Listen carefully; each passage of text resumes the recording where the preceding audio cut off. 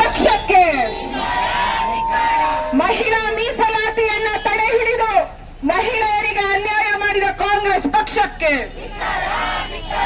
ಅಯ್ಯಯ್ಯೋ ಅಯ್ಯಯ್ಯೋ, ಬೇಕೇ ಬೇಕು, ಬೇಕೇ ಬೇಕು, ಬೇಕೇ ಬೇಕು.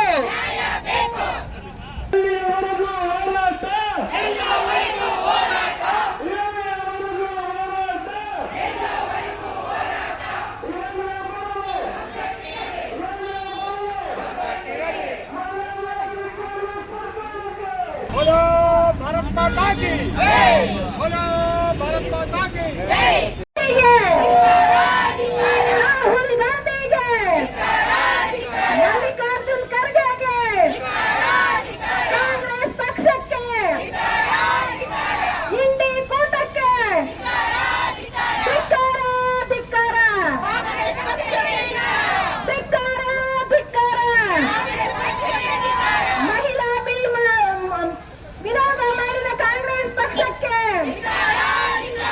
ಪಾರ್ಲಿಮೆಂಟ್ ಅಲ್ಲಿ ಭಾರತೀಯ ಜನತಾ ಪಾರ್ಟಿ ನೇತೃತ್ವದ ಮಾನ್ಯ ನರೇಂದ್ರ ಮೋದಿ ಅವರ ನೇತೃತ್ವದ ಎನ್ಡಿಎ ಸರ್ಕಾರ ಏನು ಮಹಿಳಾ ಮೀಸಲಾತಿ ಮಸೂದೆಯನ್ನ ಜಾರಿಗೆ ತರಬೇಕು ಅಂತ ಮತಕ್ಕೆ ಹಾಕಿದಾಗ ಕಾಂಗ್ರೆಸ್, ಎಸ್ಪಿ ಮತ್ತು ಡಿಎಂಕೆ ಈ ಪಕ್ಷಗಳು ಸೇರಿಕೊಂಡು ಈ ಬಿಲ್ಗೆ ಸೋಲನ್ನ ಮಾಡಿದಂಥದ್ದು ಕೀರ್ತಿ ಕಾಂಗ್ರೆಸ್ಗೆ ಮತ್ತು ಅವರ ನೇತೃತ್ವದ ಇಂಡಿ ಒಕ್ಕೂಟಕ್ಕೆ ಸೇರುತ್ತೆ.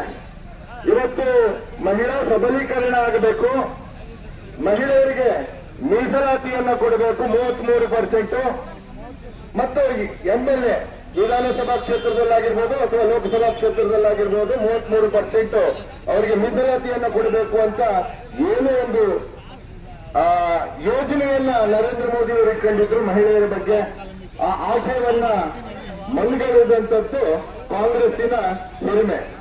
ಹೆಣ್ಣು ಮಕ್ಕಳನ್ನ ಶಿಕ್ಷಣಕ್ಕೆ ತಂದ್ರು, ಹೆಣ್ಣು ಮಕ್ಕಳನ್ನ ಬ್ಯಾಂಕ್ ಖಾತೆಗಳು ಓಪನ್ ಮಾಡೋದಕ್ಕೆ ಕೋಟ್ಯಾನು ಕೋಟಿ ಹೆಣ್ಣು ಮಕ್ಕಳು ದೇಶದಲ್ಲಿ ಜನಧನ ಅಕೌಂಟ್, ಸೊನ್ನೆ ಬ್ಯಾಲೆನ್ಸ್ ಇಟ್ಟ ಅಕೌಂಟ್ಗಳನ್ನ ಓಪನ್ ಮಾಡಿದ್ರು, ಆರ್ಥಿಕವಾಗಿ ಸಬಲರಾಗಿ ಮಾಡಿದ್ರು, ಶಿಕ್ಷಣದಲ್ಲಿ ಸಬಲರನ್ನಾಗಿ ಮಾಡಿದ್ರು, ಆರೋಗ್ಯದಲ್ಲಿ ಸಾಕಷ್ಟು ಸ್ಕೀಮ್ಗಳನ್ನ ಕೊಟ್ಟರು, ಮಾತೃಛಾಯ, ಮಾತೃವಂದನ, ಆವಾಸ್ ಯೋಜನೆ, ಸುಕನ್ಯಾ ಸಮೃದ್ಧಿ, ಮುದ್ರಾ ಯೋಜನೆ, ಪ್ರತಿಯೊಂದನ್ನು ಕೊಟ್ಟು ಆಯುಷ್ಮಾನ್ ಭಾರತವನ್ನು ಕೂಡ ಕೊಟ್ಟರು.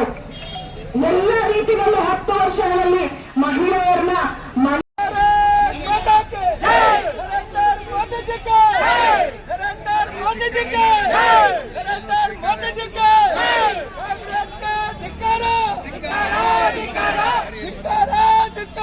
कांग्रेस सरकार